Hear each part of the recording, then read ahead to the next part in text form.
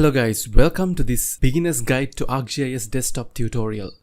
Through this tutorial, I aim to give you guys a very in-depth understanding of the capabilities of ArcGIS desktop if you're getting started as a beginner.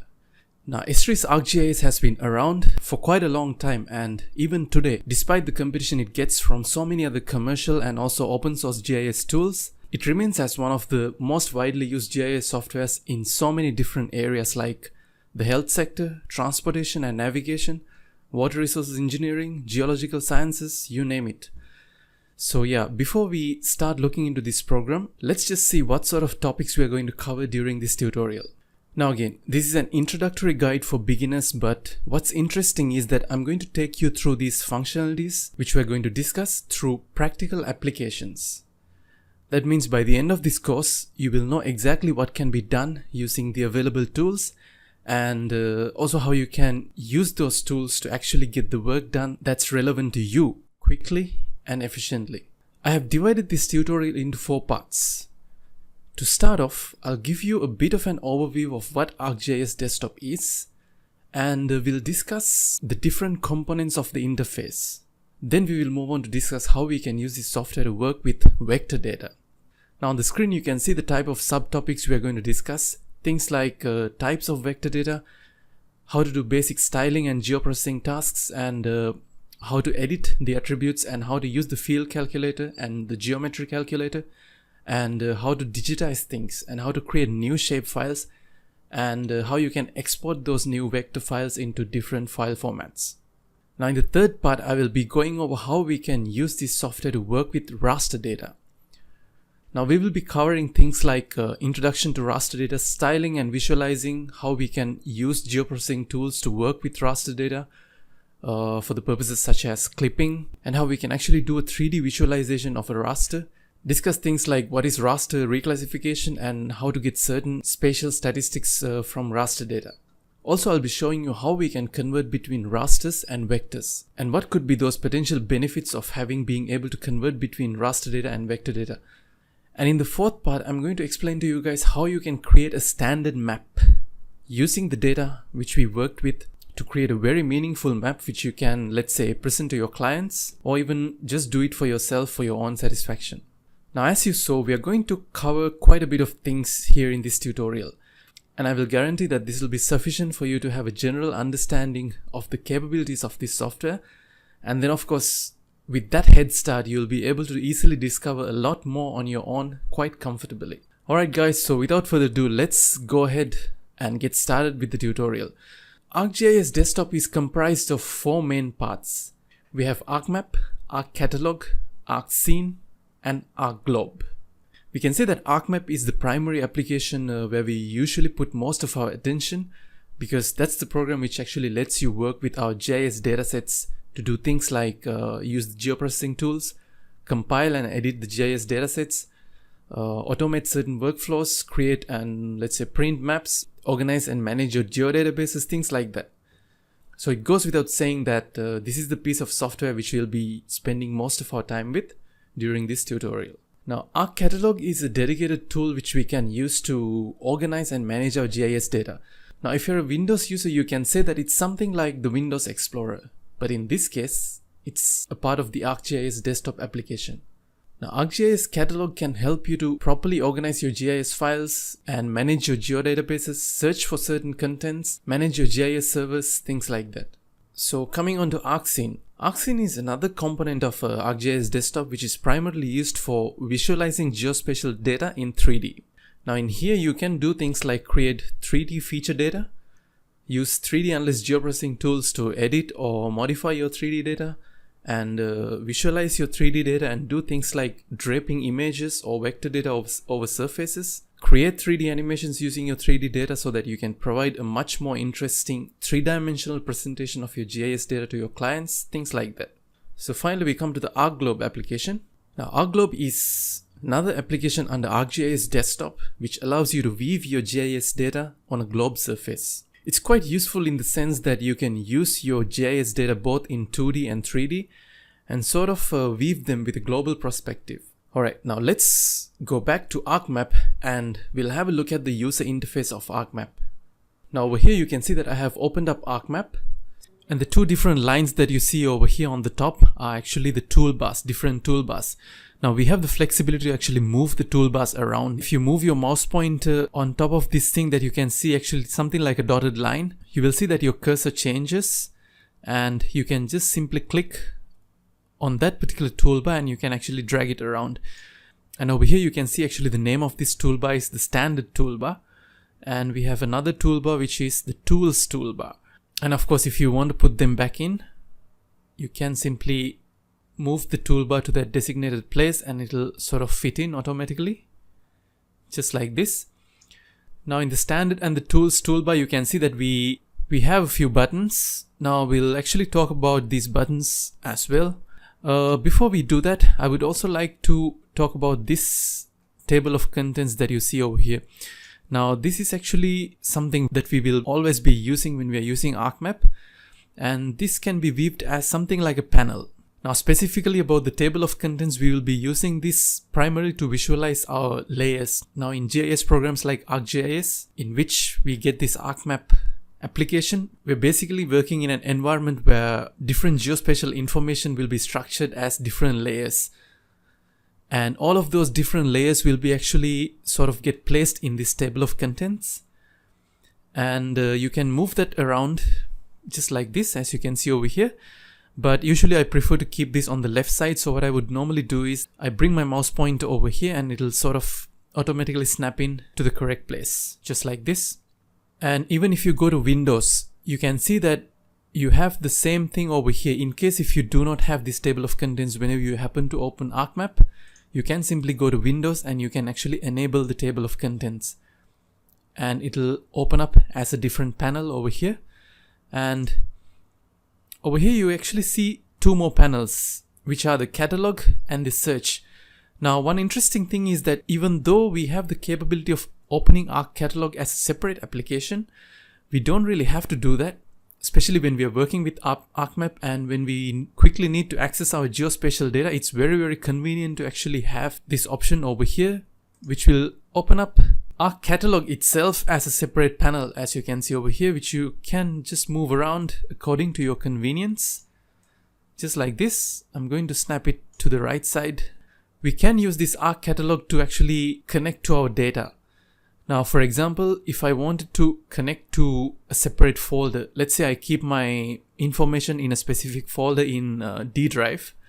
So by default, we won't be able to weave that particular folder. You can see even if I click on this drop down menu, we do not really have that. So what we need to do is we actually have to first create a connection. That's how ArcMap operates. Whenever we need to access a separate folder, we need to create a connection first. So the way to create a connection is actually by using this connect to folder button. And once you have that, you can see that I can actually very quickly navigate to the folder which I'm interested in. It's in this GeoDelta Labs folder, and it's actually the folder which corresponds to this particular tutorial, which is number 9, as you can see over here. So all you have to do in order to connect to a certain folder is simply select that folder over here and click OK. You can see that the folder which you connected to will appear right over here. And you just have to do this once. And after you have done it once, you can simply expand the contents of that folder simply by clicking on this plus sign. And right now you can see that I have two folders, this raster and shape files. And if I expand this, you can see that we have certain number of files actually inside this. So we are able to directly access these files without actually having to navigate to these individual files using the Windows Explorer, thanks to this inbuilt ArcCatalog of ArcMap. We'll be using this quite frequently, so I'm not going to discuss much at this particular moment because we will definitely be using this inbuilt ArcCatalog during the future steps of this tutorial. And in addition to this, I also would like to draw your attention to this search panel that we have over here. In fact, if you do not want to access this through Windows, you can simply click on this button of the standard toolbar. And I think you'll be able to recognize that this is the catalog button, which will open up this inbuilt ArcCatalog. And similarly, you can see that we have a search panel as well. Now, personally, I very frequently use this search panel because I've been working with ArcGIS for quite some time, so I know exactly what I'm looking for. And that's precisely how this search panel can be of use to you guys.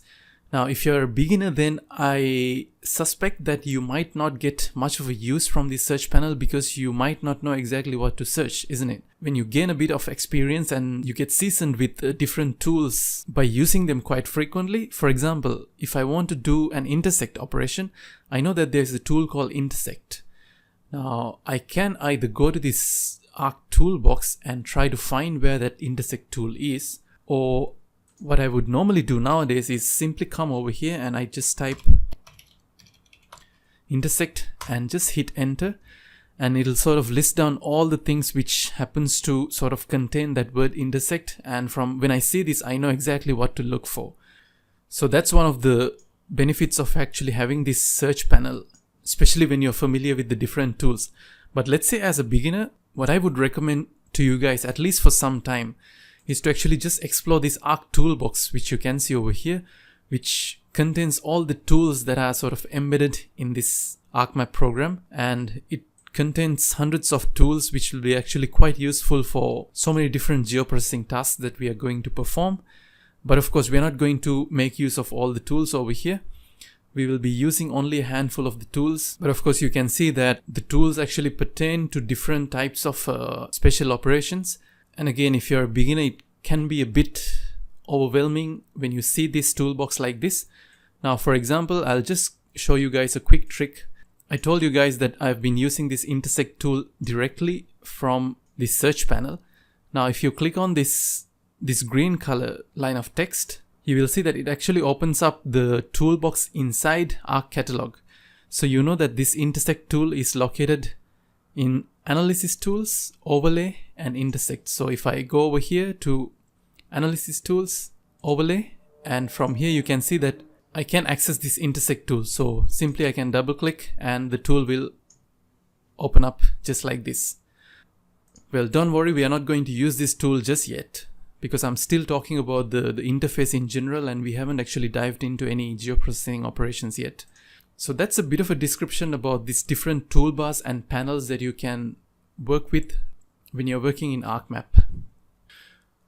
Alright, now we'll go ahead and start working with some vector data. Now if you look over here, you can see that there's one folder called shapefiles. Now S3 shapefiles are actually one type of vector data, but there are so many other different vector data types.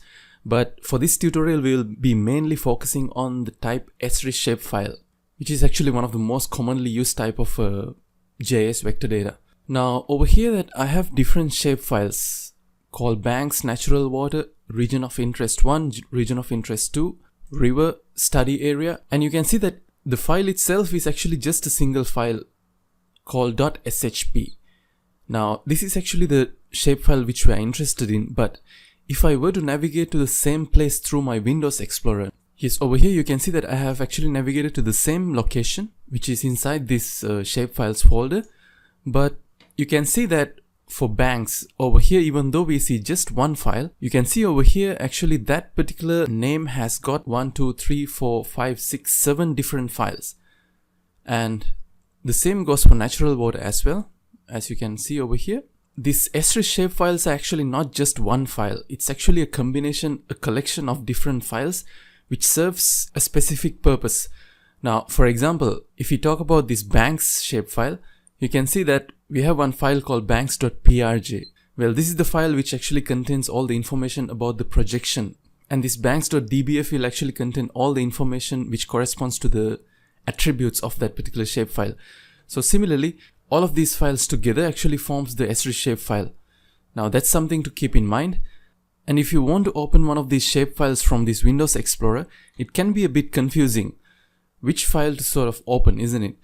And if you wanted to access this shapefile using some sort of a GIS tool like ArcGIS, and if you were to navigate to the place using Arc Catalog, it actually only shows you the file which is relevant to us, which is this .shp file. So for an example, if I wanted to open this region of interest shapefile, all I have to do is just drag it and drop it into your working interface. And now you can see I have something called my region of interest 1. Now you might be curious to know what is the region of interest 2. So all I'm going to do is just select this, drag it and drop it over here. By the way guys, if you are following along and if you would like to do the same exact thing that I'm doing right now. I'll be passing you all of these data as well. You can download them quite easily from the link which I have given in the description. So make sure that if you're actually just getting started with ArcMap, or if you just want to replicate the same exercise which I'm doing over here, first make sure you download this set of data, and after that you can actually follow along without any problem. Alright, similarly, I have another shapefile called river over here. Now you can see that when I dragged and dropped this region of interest 1 and region of interest 2, both of these shapefiles are actually kind of polygons, as you can see quite clearly. And if you're using a mouse, you can use your scroll wheel to actually zoom in and zoom out, just like this. But let's drag this river shapefile and see how it looks. Yeah, now you can see that this river is actually not a polygon, but it's something like a polyline, but it's a line. Now this type of geospatial data is actually belonging to the type polyline. This region of interest, since we're covering a big spatial area, it's of type polygon.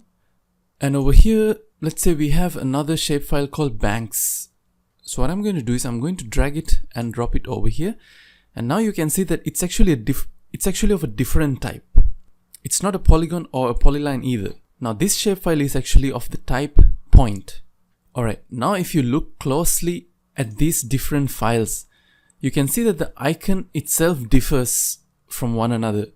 Now you can see that this natural water, region of interest 1, region of interest 2, study area, all of these are actually having the same type of icon, which says that it's actually of the type polygon.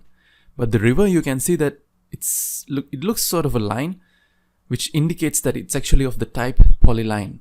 But the banks, you can see that it shows a couple of dots over here, which gives the idea even before you open the shapefile that it's actually of the type point. So that's actually something quite useful, especially when you're navigating using this Arc catalog.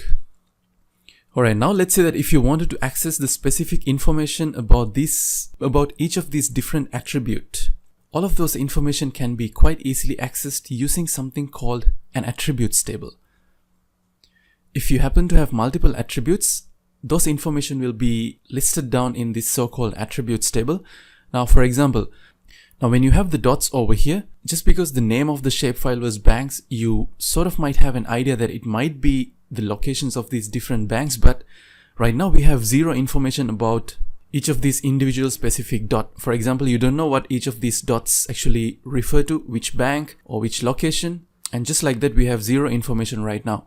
So if the provider of the shapefile has already embedded those information into this shapefile, you can simply access all those information simply by going over here to the layers panel and click on the corresponding layer which you would like to access, right click over here and go to this attributes table. And keep in mind that all of these vector files, all of these H3 shapefiles will contain this attributes table. Having the data inside the attributes table or not is actually another thing, but every GIS vector file should have an attributes table, just like this, which you can simply open up and you can have a look at that from here. Especially when you're working with GIS data from different sources, this attributes table could be a bit messy, because when we get data from different sources, it's not always like properly organized, unless if you were to do it by yourself. And as GIS analysts, it's one of the most common tasks. Before using the GIS data for some useful purpose, we first have to clean it up in a way that the data can be actually used for some meaningful purpose. Now over here, these different rows that you see over here corresponds to different attributes. In this case, these different rows actually correspond to different points. Now you can see that when I highlight each of these rows, if you look over here, you can see that the corresponding point gets highlighted as well. So that's one way to select attributes.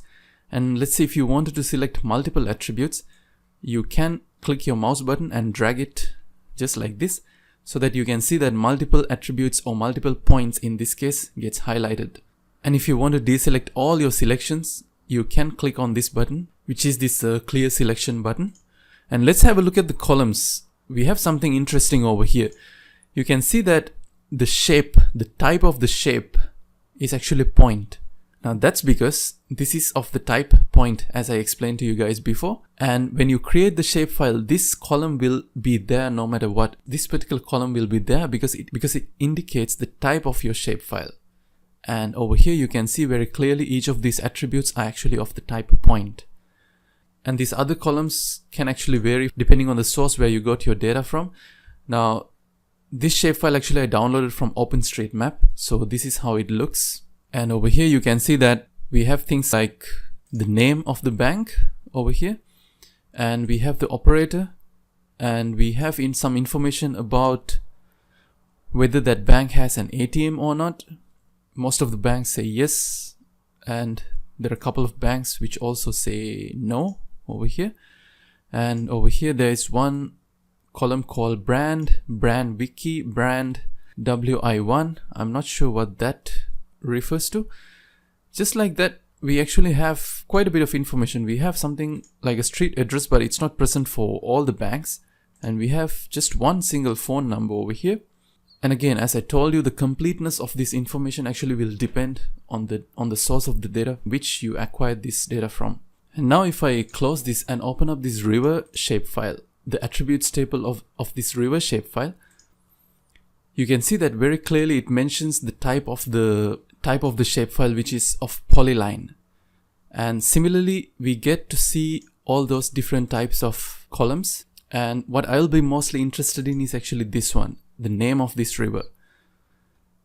But you can see over here that we just have two rivers, but we happen to have quite a number of attributes. Now, I'm also curious as to why we have so many different attributes. You can see that the river name is actually it's either River Tough or River Eli, but we get to see different pieces of attributes just like this. Now, if you would like to actually do a bit of a sorting, because as you can see over here, the attributes have been mixed up between River Tough and River Eli, I'm going to just double click over here and that'll sort of do a quick sort. And you can see that first all the attributes which corresponds to River Eli appeared. What I'm going to do is I'm going to actually select only this first attribute and see whether something got highlighted or not. You can see that this middle part of the river got highlighted. And when I click on this one, you can see that this part of the river got highlighted. Similarly, just like that. And similarly, when I click on this River Tough, you can see that this part got highlighted. And this part got highlighted when I click on this one. So what if I select the entire set of attributes? Yeah, you can see that the entire polyline got highlighted. And when you look at this, you should get the idea that this is not just one single polyline, but it's actually a continuous set of different polyline pieces. That's why we have different pieces of attributes just like this. But somehow when we visualize it just like this, everything appears like one single polyline. But you can see that that one single river is made up of different polylines. Now there are ways to merge all of these together based on this river name, because we have a common river name. And we might be also doing that in a couple of steps later. But just for the time being, I just wanted to explain to you guys, even though we have two different attributes over here, by the looks of it, it's actually not the case when you open up the attributes table. These two different rivers have been made up of different river segments, which we can visually see from this attributes table, just like this. Alright, something to keep in mind, and it's always a good practice if you happen to select something just like this, before you exit the attributes table, to deselect everything, unless your intention was, for some reason, to select that particular attribute. Now if I come to this region of interest, open the attributes table, you can see that it actually doesn't contain anything much. We have the mandatory column over here which explains the type of the shapefile, which is a polygon. And we have something called just ID, which actually doesn't say much about the region of interest. And if I go to this region of interest 2, it's similar to the region of interest 2. And this region of interest 1, the attributes are actually quite similar in terms of the structure to region of interest 2. Just that when I select this one, you can see that this region of interest 1 gets selected. Alright, I'm going to close this one out. Alright, now I'm going to talk about different methods of styling vector data and adding labels, which can be extremely useful when you are working with vector data. Alright, now you can remember in the attributes table of this banks shapefile, we got to see some names of different banks. But let's say if I wanted to quickly get an idea about this particular point, as you see over here, and let's say I wanted to know what this bank could be without opening the attributes table. Now when using ArcMap, one of the most commonly used tools to access information from the attributes table very quickly but without opening the attributes table is simply by using this identify tool. All you have to do is click on the item or click on the attribute for which you would like to obtain the information. So for example, if I want to know information about this particular point, you can see that the same things that we saw inside the attributes table now gets displayed, but only for this particular point because you clicked on that. And from here we can very easily see that this is Lloyds Bank. And if I wanted to, let's say, select this particular point, you can see that that particular bank is HSBC. Now, if you happen to click somewhere else, you can see that it selects something else, isn't it? In this case, I thought that I was clicking on this point, but I happened to click just a bit outside the point, which made me select this particular polygon over here. And you can narrow that down simply by selecting which layer you would like to select when you actually click on that particular item. Now, if I select that, I want to select only the banks layer. And then if I click over here, and you see that nothing happens because there aren't any banks over here, but only if I happen to select the bank, yeah, now you can see that it's working. This is HSBC Bank over here. And similarly over here, it's NatWest, and this bank is, yeah, it's another NatWest over here. And similarly, if I wanted to select, let's say, this polyline, I'm going to select river first, and then I can select on that particular segment. As you can recall, it's actually not just a single continuous polyline. That's why the thing that flashes right over here is actually just the piece of this segment. And the name of that river is River Taff, as you can see from here. If I select this, you can see that the name of the river, along with other information, is just River Eli.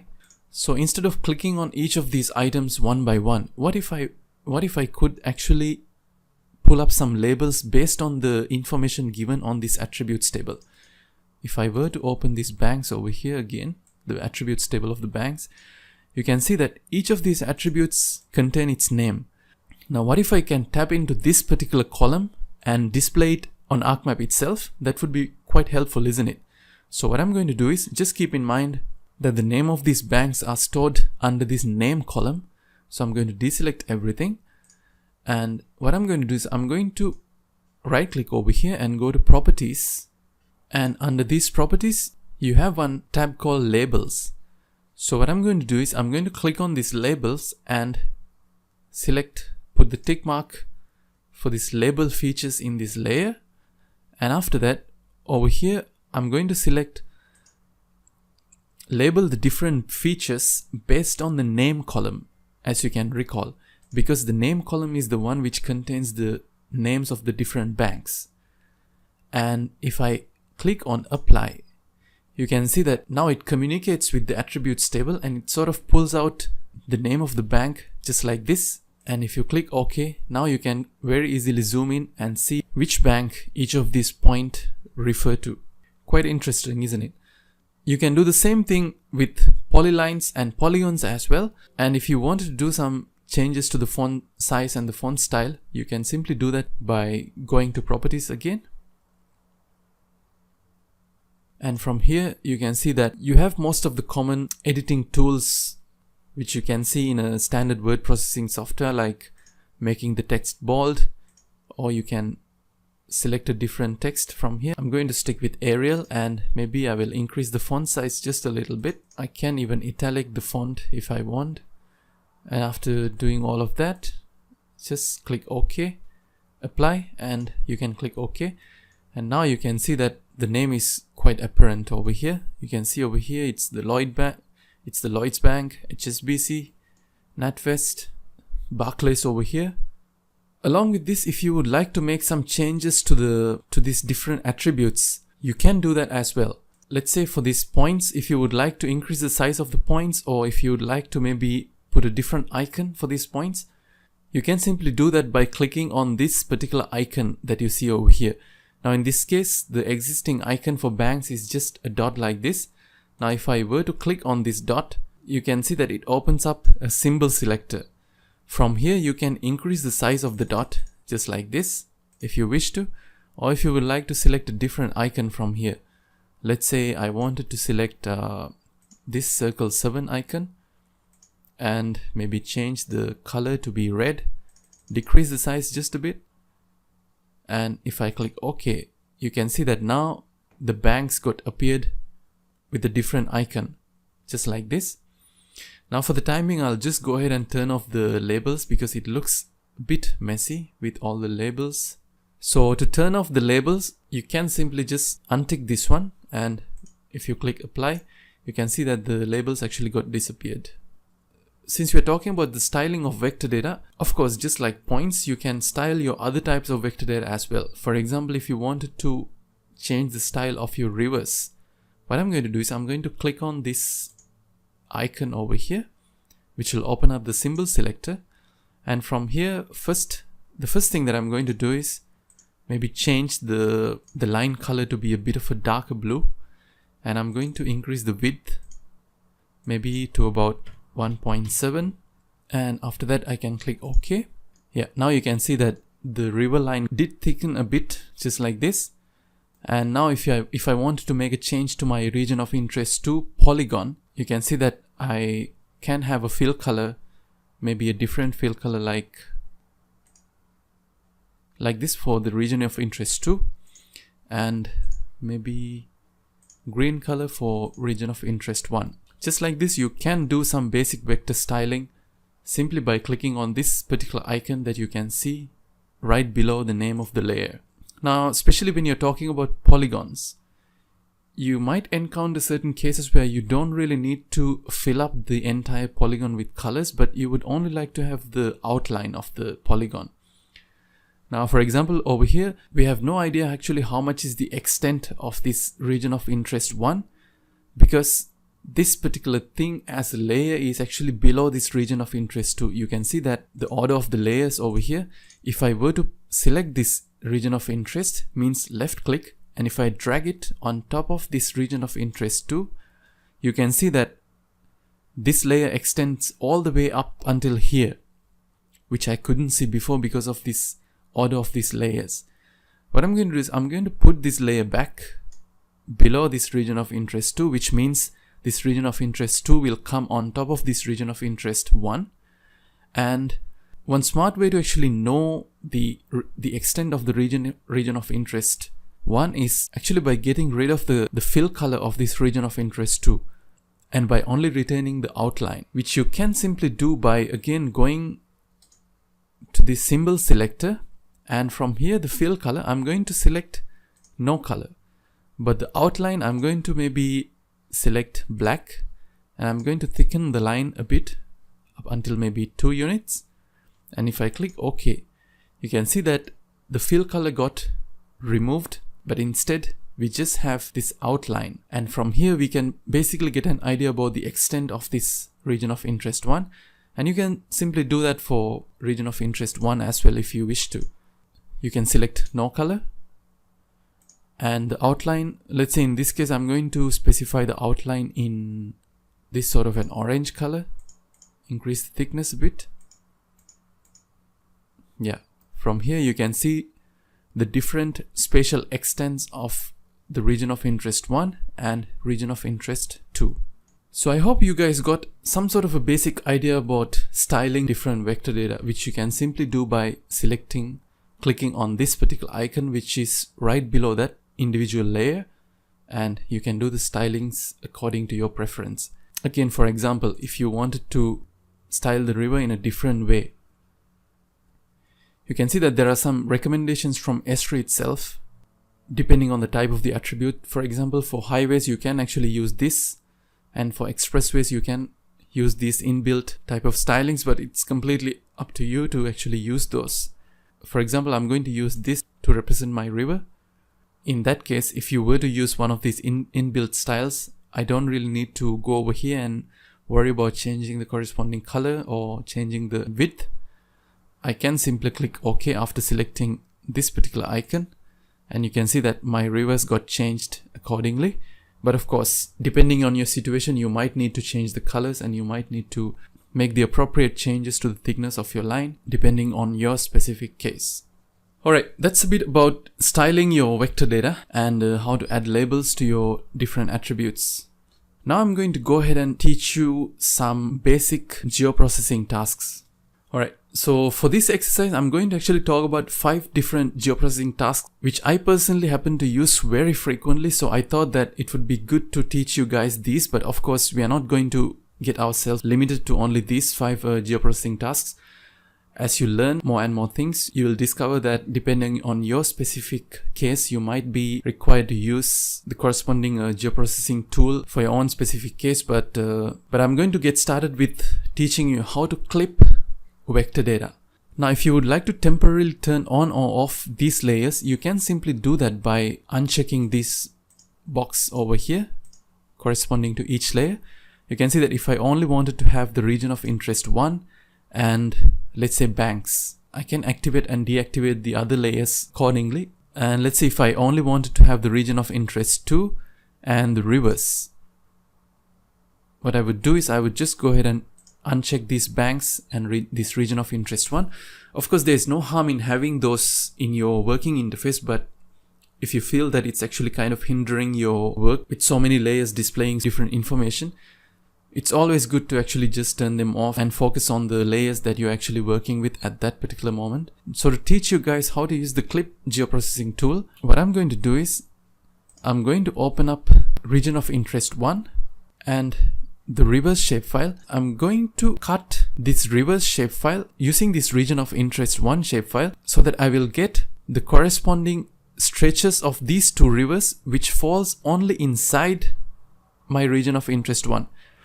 Now visually you can see that that would be something starting from here all the way up to here for this river Eli, and from here all the way up to here for this river Tough.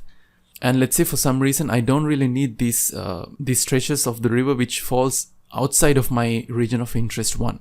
And for those kind of applications we can simply use the clip tool.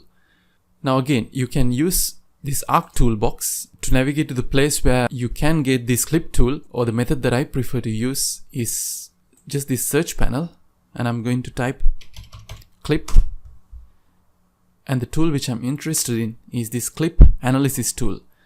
And you can see that if you were to click on this green color text, it opens up the exact location where the clip tool is located inside this arc toolbox. It's on analysis tools and extract and clip. So you can either double click over here or you can directly click on this clip analysis tool, which will open up this particular window. So I'm going to get rid of this search panel for the time being, and I'm going to input the features. So my input features are going to be the river polyline. Either I can expand this and select river from here, or if you have that in the layers panel, it's also actually quite convenient to just drag it and drop it over here. Now that's actually the way that how I prefer to do it. And I'm going to clip the features using the boundary of the region of interest 1. If you can see over here, and if I were to expand this over here, you can see that we still get the region of interest 1 over here, which you can directly select. If not, you can simply drag it and drop it over here. And we can select the output feature class from here. If you open up this, you can see that we don't get to see all the folders that we would normally see if you were to use Windows Explorer, because as you can remember before, we made the connection to this specific folder. That's why we get to see only this specific folder, which actually makes the things quite clean as well. Because once you make the connection, it'll always be here, so that you don't have to start navigating from the COD drive itself and go all the way up until the corresponding folder. So what I'm going to do is I'm going to click on this particular location. I'm going to open up these shapefiles because we are still dealing with different shapefiles. And I'm going to name this as clip underscore river, maybe rivers, and click on save. And you can see that automatically the file type changes to be .shp. Alright, now we can simply click OK. And over here at the bottom, if you see a spinning globe or just a frozen globe, just like this, you can get the idea that ArcMap is actually doing some sort of a geoprocessing task. and afterwards you will see that it automatically adds that new vector layer. In this case it's clip_rivers. Now it might not be that apparent because the color of this particular layer is actually something like a light green. So of course I can go ahead and click on that particular icon and maybe change that to dark blue, and maybe I can increase the width to be about 3. And now you can see that we get the stretches of the river which corresponds to only the boundaries of this region of interest 1. Now if I were to just turn off this main rivers layer, you can see that now we have the rivers until the extent of the boundary of this region of interest 1, which can be actually quite helpful in certain different tasks. And again, if I go to this attributes table of these clip rivers, you can see that the attributes table appears like this. I'm going to double click on this name column heading just like this, and you can see that River Eli, if I were to highlight it like this, these are the different polyline segments which sort of forms this River Eli. According to this, if I were to select everything which corresponds to River Eli, you can see that the entire polyline gets selected. Well, all the pieces of the polyline get selected, and similarly the case is the same for River Taff as well, as you can see over here. I'm going to deselect everything. Now let's say that if you wanted to use this clip tool to identify something like all the banks which falls within the region of interest, let's say 2. So what you can do is you can simply turn off all the other unrequired layers. Just keep in mind that it's actually not a must to turn them off. It's just for your own visualizing purposes. It makes no difference having them turned on or off for this particular geoprocessing task. So now since I know where exactly this clip tool is located at, I'm going to go over here, or if you were to access it from the toolbox directly, you can even open up the Arc toolbox, go to extract clip from here, double click on that, and you can get the same exact tool again. In this case, my input features are going to be banks which are going to get clipped by the boundary of the region of interest 2, so that it will sort of only isolate the banks which are located inside this region of interest 2. And similarly, I'm going to change the output location to, well, this one I should have, the previous one I think it would have been good if I put maybe the clipped rivers of region of interest 1, but in this case I'm going to say banks region of interest 2, just to make the whole name a bit short. And after that I can click OK to run this particular clip tool, and if I turned the main banks layer off, now you can see that it actually gives me all the banks which are located only inside this region of interest 2. Now again, you can notice that whenever we do a certain geoprocessing task, the resulting layer will not actually contain all those specific layer styling which we did for this initial layer.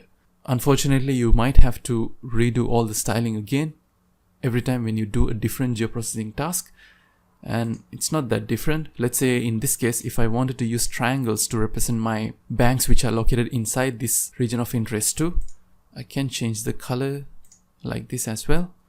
Maybe decrease the size just a bit. Yeah. And if I wanted to add the labels, you can see that I can select the name of the bank, that particular column, and maybe I can select this label features in this layer, and maybe I can bold it out as well. Yeah, now you can see that very clearly what are the banks which are located inside this region of interest 2, isn't it? Yeah. Alright, so I'm going to turn this layer off as well. And by the way, if you have a look at this Arc catalog now, you will see those 2 new layers which you added, banks underscore ROI2, it's over here, and the clip rivers shapefile is also over here. And if you think that a layer is not here which is supposed to be here, maybe you might be able to just refresh this particular folder simply by right clicking over here and click refresh, and then it'll sort of refresh and show you the most updated set of files that you have inside this particular folder. And even if you happen to navigate this shapefiles folder using the Windows Explorer, you can see that when we created this banks underscore ROI2, it doesn't mean that it only created this particular .shp file. It means that it created this entire set of different files which work together in order to make this shapefile a fully functional shapefile. Alright, I'm going to close this one out. So the next geoprocessing tool which I'm going to be using today is intersect tool. Now this intersect tool can be very efficiently used for identifying areas which are common to multiple shapefiles in terms of its spatial extent. Now over here you can see that this region of interest 1 over this side just belongs to the region of interest 1, and similarly this region of interest 2 over here actually belongs to the region of interest 2 only. But if you look at this common boundary over here, it belongs to the region of interest 1 as well as the region of interest 2. So what if I were to sort of only isolate this particular common part, which is actually common to region of interest 1 and 2 both? We can use the intersect tool to very efficiently mark out those common areas. So again, I can open up the search panel and type intersect, and over here you can see that we get this intersect analysis tool. Well, from now on, I think I will directly use the search panel to open up the tools, but in case if you are curious to know where this tool is exactly located at, you can click on this green color path, which will sort of open up the exact address to that particular tool over here. But for our convenience, I'm just going to actually use the tools from now on directly from the search panel. So what I need over here is this intersect analysis tool. I'm going to open this one up directly. And after that, I will specify my input features. Now over here, for the intersection to happen, I have two input features, of which the first is the region of interest 1, and then I also have the region of interest 2. So these are the two layers which will sort of get blended together, and it'll extract only the spatial areas which are actually common to both of these different layers. And again, I'm going to specify the output to be region of interest common like this, and I will save that, and I'm going to leave the other settings as default, and I can simply click OK. And now you can see that it created a new shapefile which is of type polygon, of course, and it created that particular shapefile to highlight this common area of interest. Now if I were to deselect this and turn these two layers off, you can see that we have a very precise cut of this common area, just like this. Now this kind of information can be useful, especially let's say if I were to now visualize all the banks which are located inside this common area. You can see that these are the different banks which are actually located inside this common area. And let's say if you wanted to calculate the area in square meters or square kilometers, it's actually quite convenient to first create this shapefile which corresponds to this common area, and then later on do the calculation of the area, which we will also be discussing just in a few minutes. Alright, I'm going to turn this one off and this banks layer off as well. Now I'm going to talk about the union geoprocessing tool. Now from the intersect tool, we saw that we got the common area by intersecting two layers. But what if you wanted to get one particular shapefile for this entire study area by sort of blending these two together? Now that can be quite easily done by the union tool. I'm going to use this union analysis tool, and similar to what we did before, I'm going to drag these two layers over here, select the corresponding path. I'm going to say region of interest union, and if I click OK, you will see that now it generates one single shapefile which includes all these attributes together. Now if I were to turn these two off, you can see that it's just one single shapefile, but now it's made up of three different attributes. The part which is unique to region of interest 1, the part which is unique to region of interest 2, and the common part of region of interest 1 and region of interest 2. Now these intersect and union tools are actually quite similar to the Venn diagrams in probability. Just as a side note, if you have any experience on that, as you can see on the screen, let's say if you have two circles called A and B, the part which corresponds to the intersection will be actually this middle part because it contains items from both A and B. But if we were to talk about union, that means we're actually talking about this entire A and B circles. because that includes everything, including the items which are unique to A and items which are unique to B, as well as the items which are common to A and B. So it's basically the same principle, but over here we're applying that for geospatial data. Alright, so the fourth vector geoprocessing tool which I'm going to discuss with you guys today is the dissolve tool. Now I'm going to use this the original reverse layer in order to explain the application of the dissolve tool. Now, as you can recall, if we were to consider, let's say, this river Tuff, you can see that the river is actually made out of different segments, just like this. Well, let me go ahead and change the color to be a bit of a darker blue so that whenever I highlight some part, you will be able to see quite clearly. Yeah, just like this. Whenever you want to sort of merge attributes based on a common name, you can do that using the dissolve tool. Now, for example, let's say I don't want to have different pieces of line segments like this. I want to actually have just one continuous line segment. By merging all of these pieces together, we can simply do that for the river over here. And we can merge all of these pieces of line attributes over here based on this common name, which is this river Eli, using this dissolve tool. So what I'm going to do is I'm going to, let's say dissolve.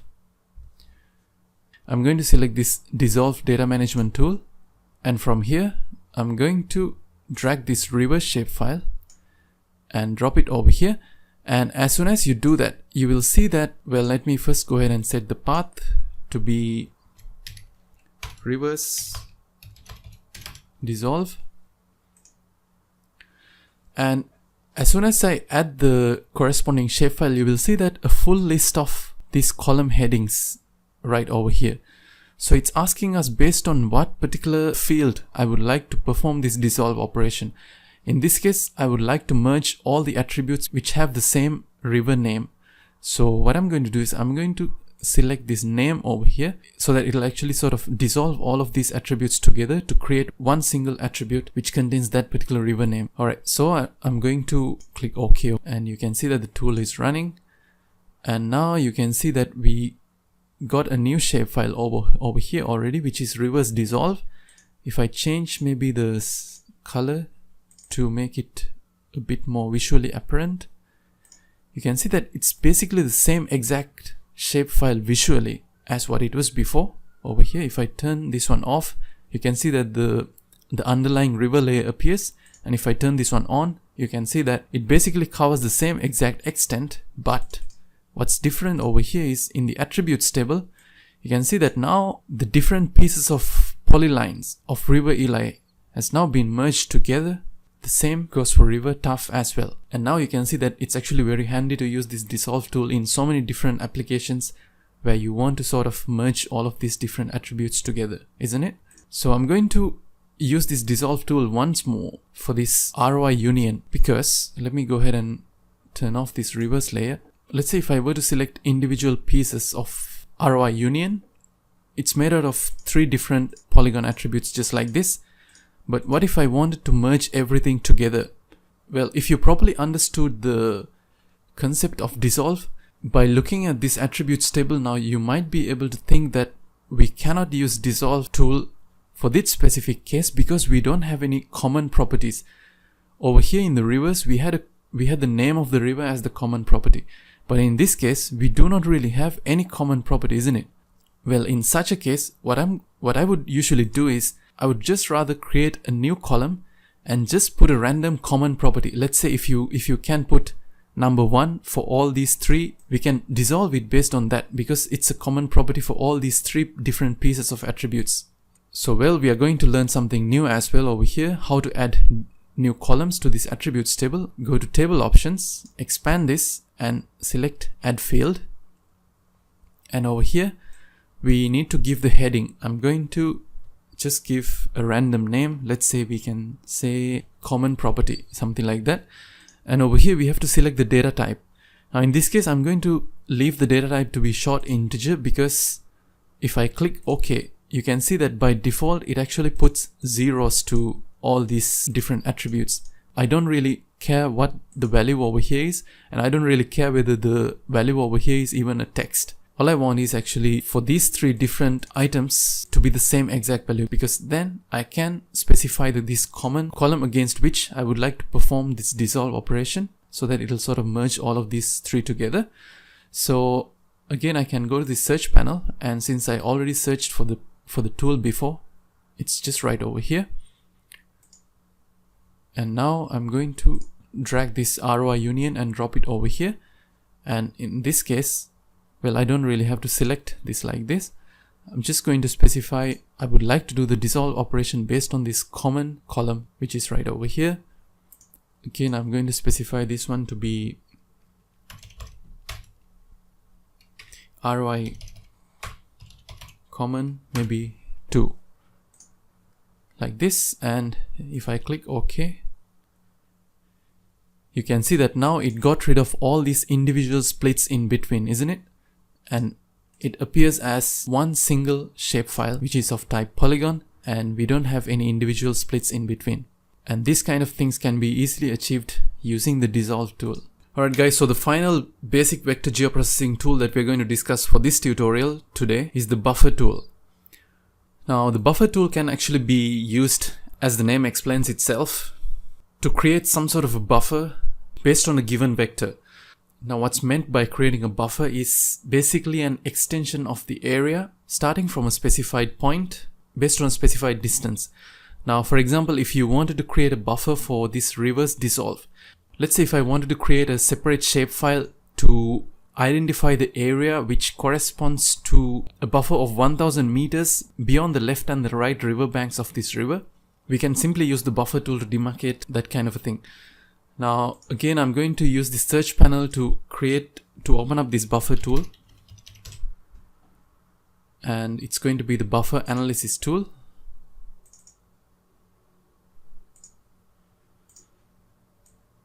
And from here, I'm going to specify my input feature, which is going to be this river dissolve.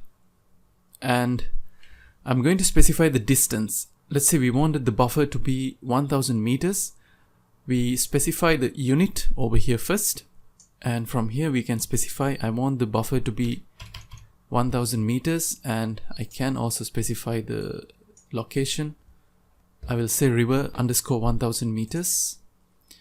And now if I click OK, you will see that it actually creates out a zone. Now this zone is of type polygon. You can check that from here. Yeah, you can see that it's actually of type polygon.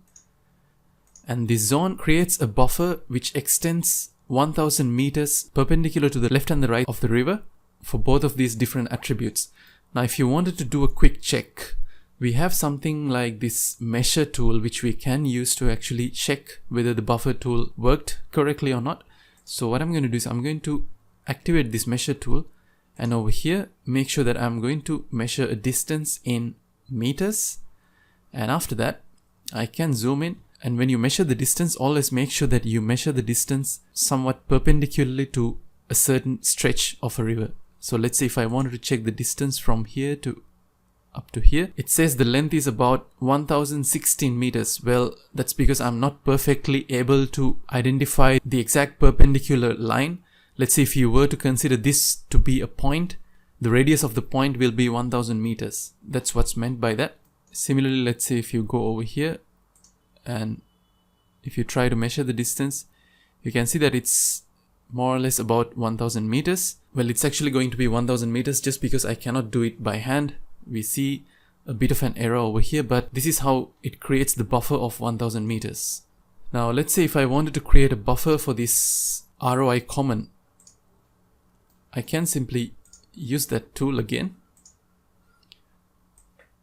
and my input feature is going to be this ROI common, and I would like to identify an area which corresponds to, let's say, 2.5 kilometers further beyond the outer edge of this polygon. I'm going to name this one as ROI common 2.5 km. Well, you should keep in mind that ArcMap actually does not allow very lengthy names.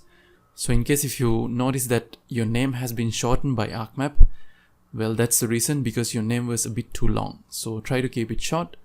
And now if I click OK, you will see that it actually creates this buffer of 2.5 kilometers. For example, if I check the distance from here up to here, you can see that it's more or less about 2550 meters. Well, that's how the buffer tool works. So I guess you guys got the basic idea of how to use these basic vector geoprocessing tools.